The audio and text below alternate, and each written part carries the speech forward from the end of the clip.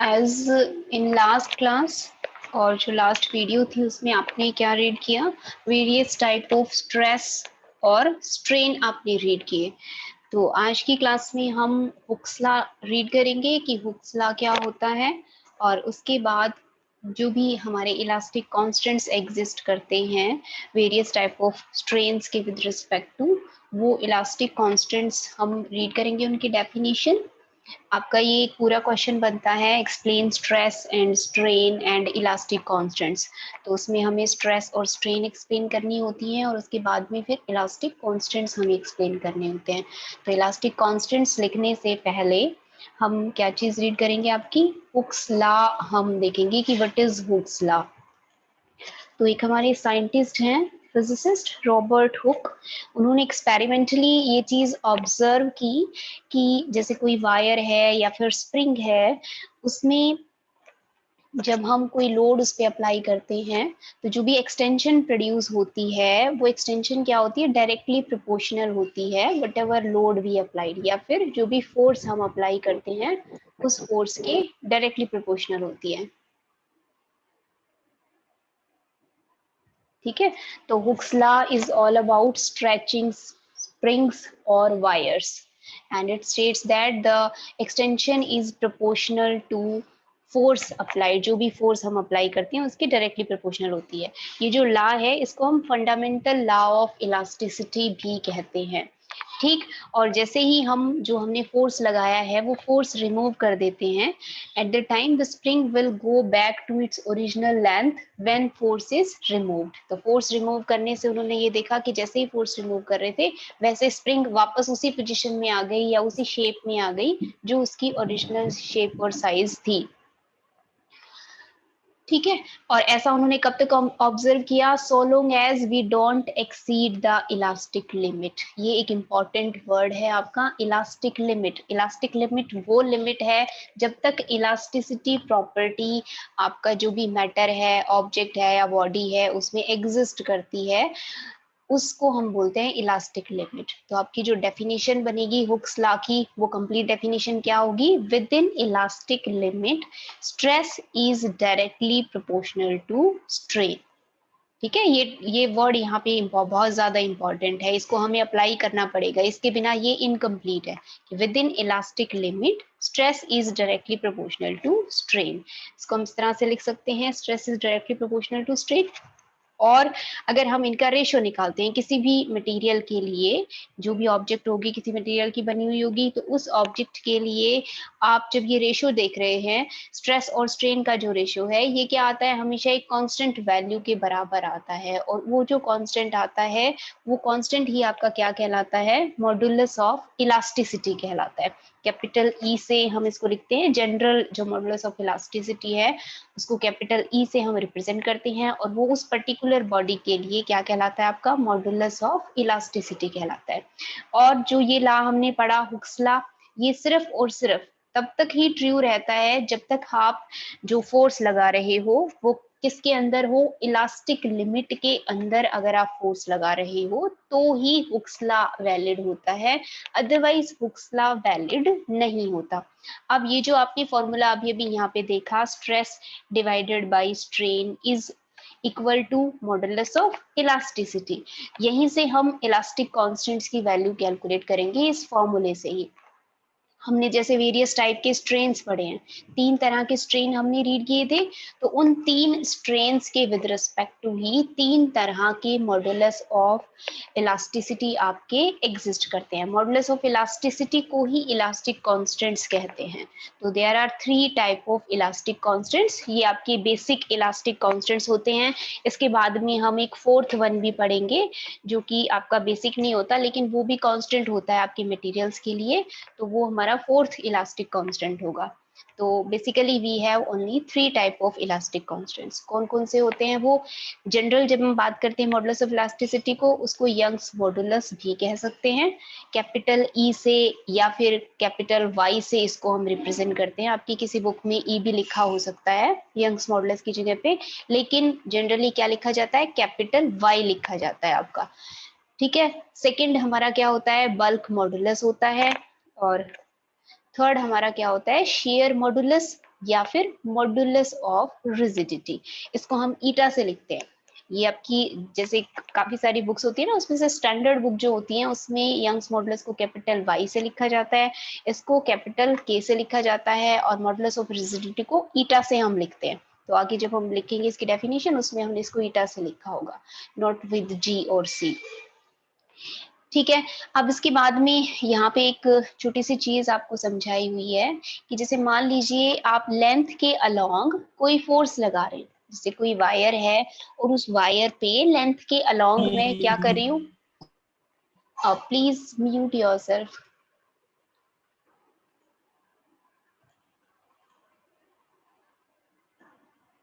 कोई वायर है उस पे लेंथ के अलोंग अगर हम फोर्स अप्लाई कर रहे हैं तो हम क्या देखते हैं कि लेंथ में इंक्रीज हम ऑब्जर्व करते हैं, एक्सटेंशन आपकी प्रोड्यूस हो जाती है लेंथ में।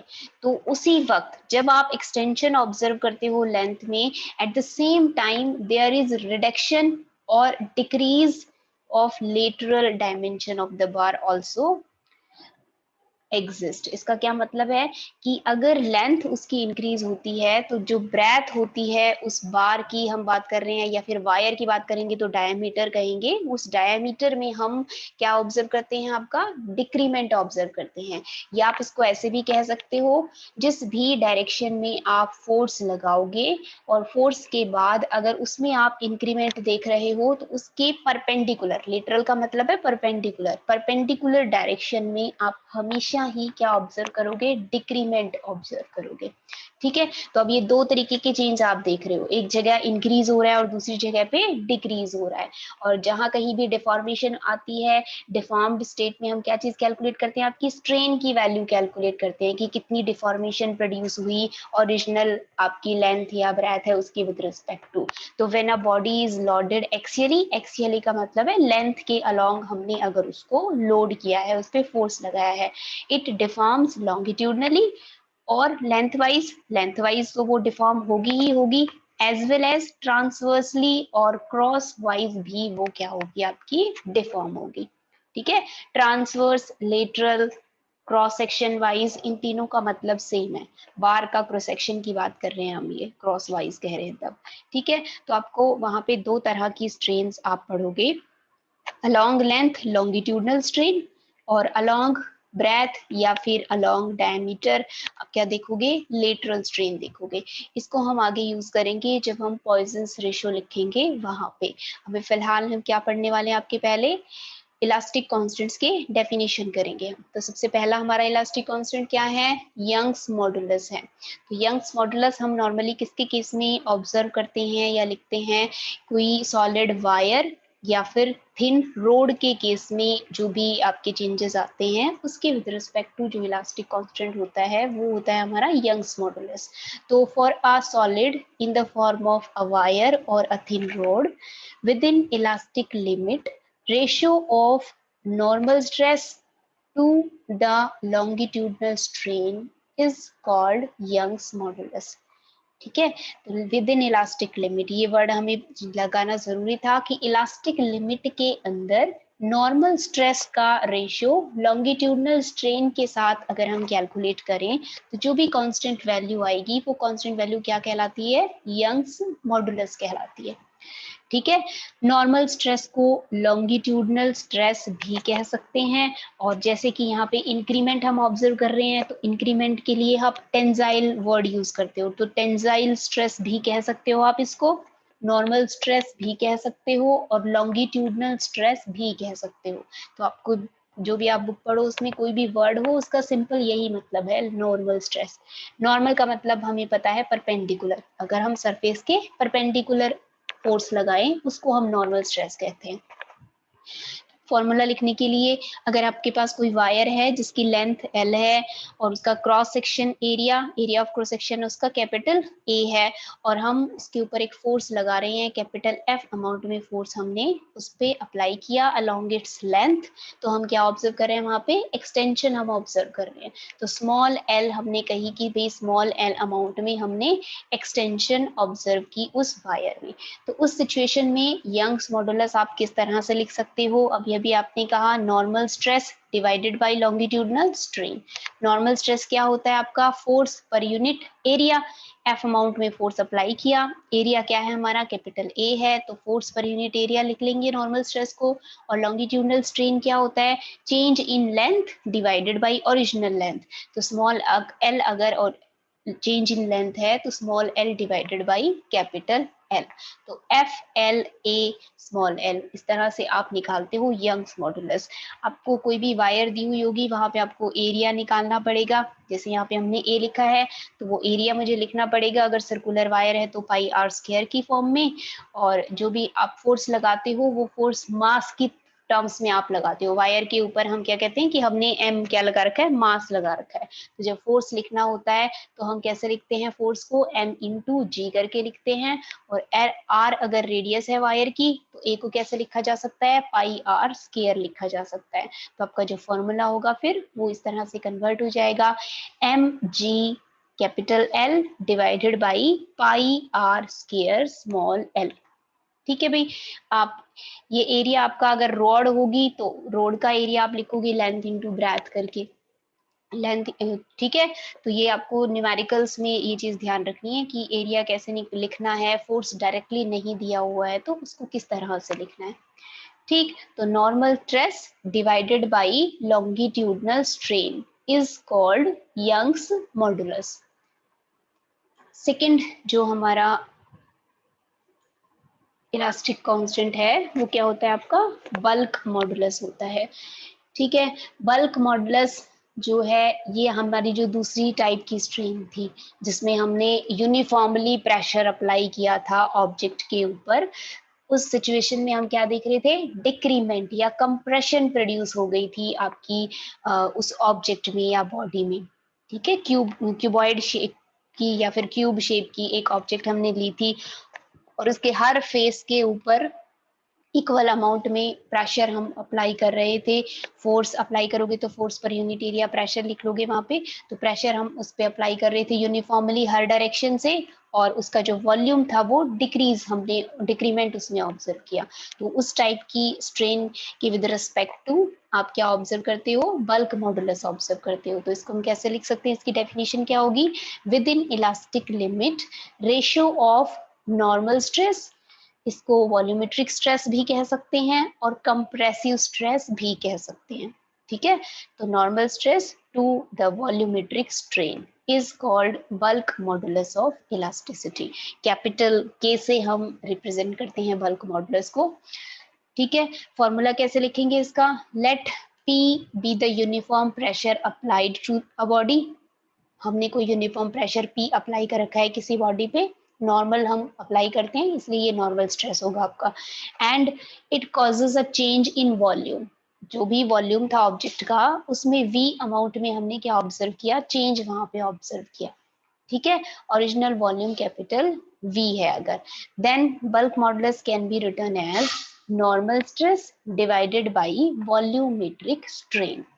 ठीक। Normal stress is P, volumetric strain क्या होगा, change in volume divided by original volume, तो small v divided by capital V। अगर आप डेल्टा V अमाउंट से चेंज लिखते तो यहाँ डेल्टा V लिख देते, delta V divided by capital V। ठीक है।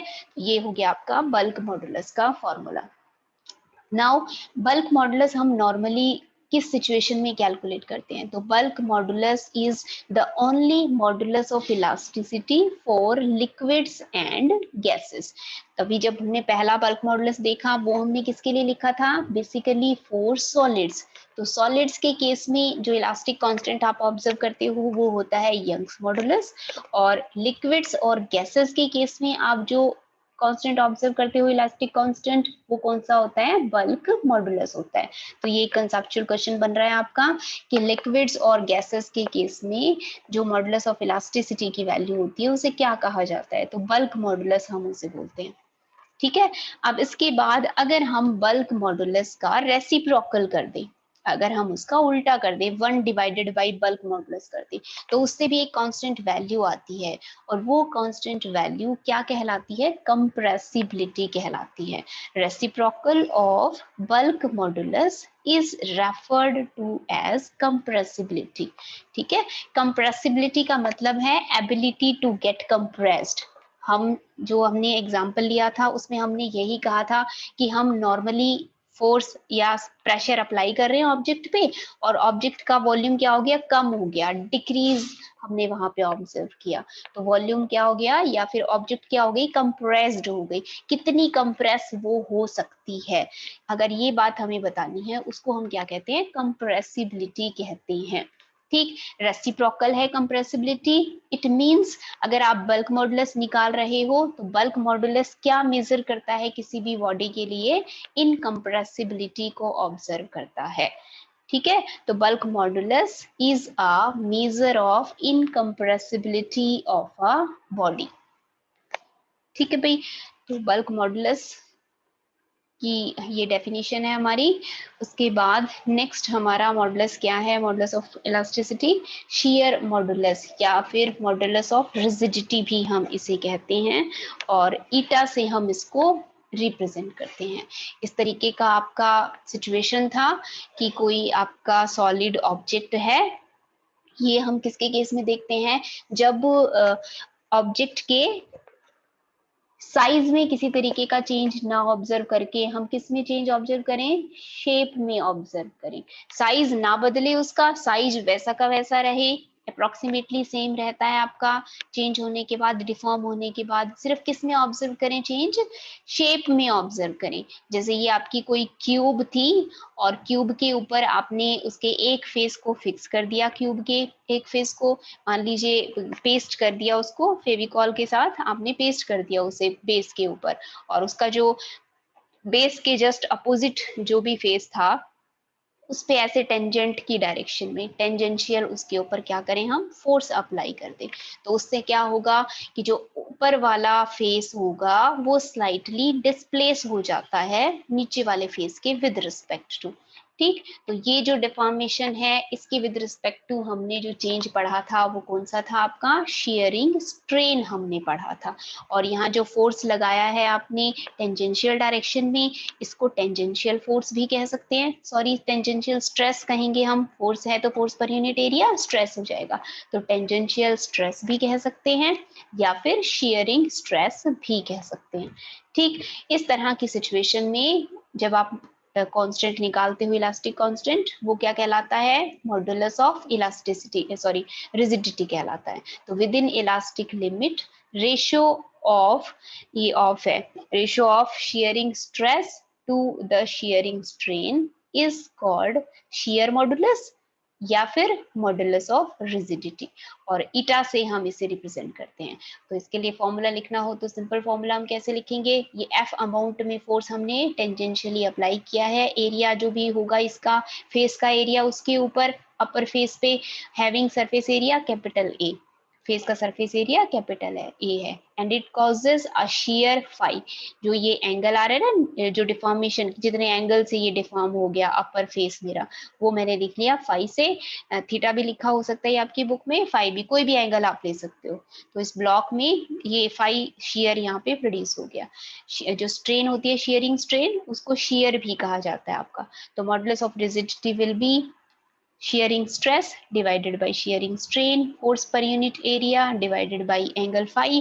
ये phi की वैल्यू हमने निकाली थी पिछली क्लास में, ये x divided by capital L, या फिर अगर मैं इसको स्मॉल l से दिखाती हूँ जो एक्सटेंशन प्रोड्यूस हुआ, तो वो small l divided by capital L हो जाएगा ये, तो FLA dot small l। This is about shearing, shear modulus। अब इसके बाद में तीनों हमने पढ़ लिए हैं आपके टाइप्स। इसके बाद इसकी इनकी यूनिट्स क्या होती है। अब हमने जब स्ट्रेस और स्ट्रेन रीड किए थे तो हमने कहा था कि भाई जो स्ट्रेन होता है ये क्या है? एक यूनिटलेस क्वांटिटी है। स्ट्रेन की कोई भी यूनिट नहीं होती क्योंकि वो सेम डायमेंशंस का रेशियो होती है। And the unit of all the three modulus या फिर three moduli of elasticity is same as that of stress. Ratio है आपका स्ट्रेस और स्ट्रेन का। स्ट्रेन की कोई यूनिट है नहीं, स्ट्रेस की जो भी यूनिट होती है फोर्स पर यूनिट एरिया से जो आप कैलकुलेट करोगे, तो स्ट्रेस की जो यूनिट होगी वही इलास्टिक कांस्टेंट्स की भी यूनिट होगी। तो SI unit of any elastic modulus will be Newton पर मीटर स्क्वायर। न्यूटन पर मीटर स्क्वायर ऐसे भी लिख सकते हैं हम, या फिर न्यूटन मीटर इनवर्स स्क्वायर भी कह सकते हैं इसको। तो डायमेंशनल फॉर्मूला जो भी होगा आपका, जो फोर्स का डायमेंशनल फॉर्मूला होता है ml-1t-2, वही होगा आपका डायमेंशनल फॉर्मूला इलास्टिक कांस्टेंट्स के लिए भी। ठीक है, तो ये थे हमारे 3 बेसिक इलास्टिक कांस्टेंट्स। इसके अलावा जो फोर्थ इलास्टिक कांस्टेंट होता है, जो मैंने आपको अभी अभी एक सिचुएशन बताई थी कि जब भी हम फोर्स अप्लाई करते हैं किसी ऑब्जेक्ट पे या बॉडी पे किसी एक डायरेक्शन में, तो जिस डायरेक्शन में हम फोर्स अप्लाई करते हैं उस डायरेक्शन में तो चेंज होता ही होता है, प्रोड्यूस होता है उस डायरेक्शन में चेंज। उसके अलावा जो उसकी परपेंडिकुलर डायरेक्शन होती है उसमें भी चेंज प्रोड्यूस होता है। अगर इंक्रीमेंट हो रहा है अलोंग द डायरेक्शन, जिस डायरेक्शन में फोर्स लगाया उसमें, तो उसके परपेंडिकुलर डायरेक्शन में हमेशा ही कंप्रेशन या कॉन्ट्रैक्शन प्रोड्यूस होगी। दूसरी सिचुएशन आप इसे उल्टा भी बोल सकते हो कि जिस दिशा में फोर्स लगाया उसमें अगर आप कॉन्ट्रैक्शन ऑब्जर्व कर रहे हो, उसके परपेंडिकुलर डायरेक्शन में क्या ऑब्जर्व होगा, एलोंगेशन ऑब्जर्व होगी। आपका जो रबड़ होता है ना, स्लाइटली थोड़ा सा बड़ा, अगर इरेजर जो आप यूज करते हो, स्लाइटली बड़ा अगर आप इरेजर लेके देखो और उसे ऐसे कंप्रेस करके देखो, बाहर से दोनों एंड्स के ऊपर ऐसे उसको कंप्रेस करो। जब आप कंप्रेस करोगी तो उसका जिस डायरेक्शन में आप कंप्रेस करोगे उसमें वो उसका साइज डिक्रीज होगा, और जो उसके अलावा जो डायरेक्शन बचेगी उसमें आप एक स्मॉल इंक्रीमेंट ऑब्जर्व करोगे। वो जितना ज्यादा इलास्टिक होगा उतना ज्यादा अच्छे से आप उसको ऑब्जर्व कर सकते हो। ठीक है, तो ये अभी अभी जो हमने चेंज देखा अलोंग or perpendicular direction में, if a force produces elongation in its own direction, a contraction too occurs in a direction perpendicular to it। ठीक, और उसको हम क्या कहते हैं, लेटरल डायरेक्शन बोलते हैं। वाइस वर्सा इसको हम उल्टा भी कर सकते हैं। The change in dimension per unit dimension along the direction in which force acts is called longitudinal strain। जो भी आप चेंज देखोगे किसमें, जो डिफॉर्मेशन आप ऑब्जर्व करोगे along the length, उसको हम कहते हैं longitudinal strain। whereas the change in lateral dimension per unit lateral dimension is called lateral strain। तो दो तरह की स्ट्रेन मैंने बताई थी अभी थोड़ी देर पहले, longitudinal strain and lateral strain।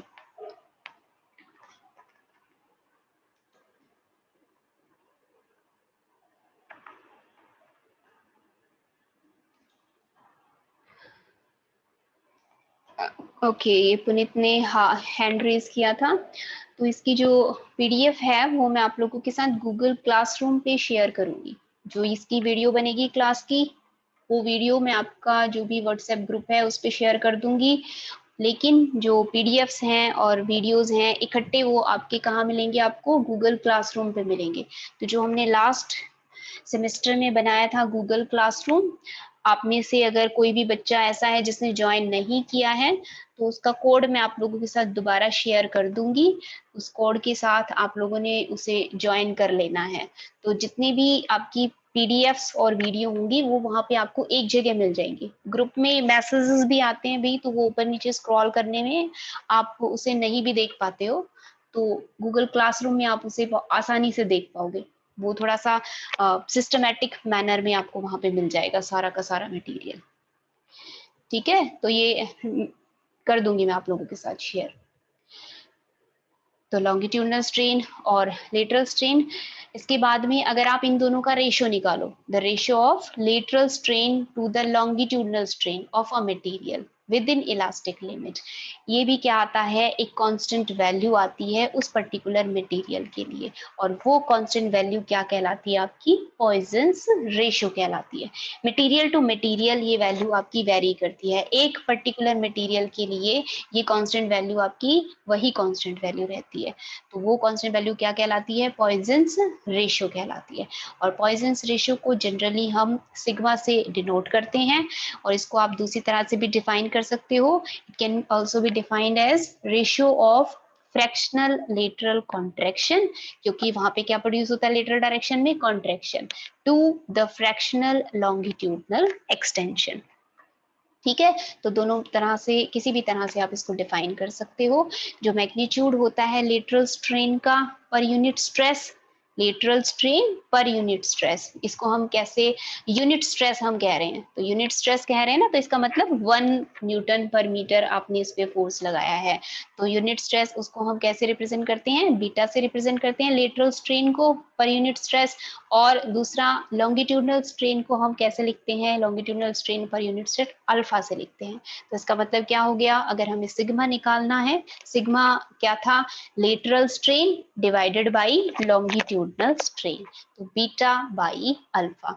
ठीक है, किसी भी एक वायर के लिए, एल लेंथ की वायर के लिए हम इसका फॉर्मूला आपका डिराइव करके देखेंगे, जो कि हम नेक्स्ट क्लास में करेंगे। इसकी वैल्यूज जो होती हैं वो क्या, इसकी वैल्यूज होती है मैक्सिमम मिनिमम, वो हम आपके नेक्स्ट क्लास में करेंगे। आज की क्लास में हमने इतना ही करना है।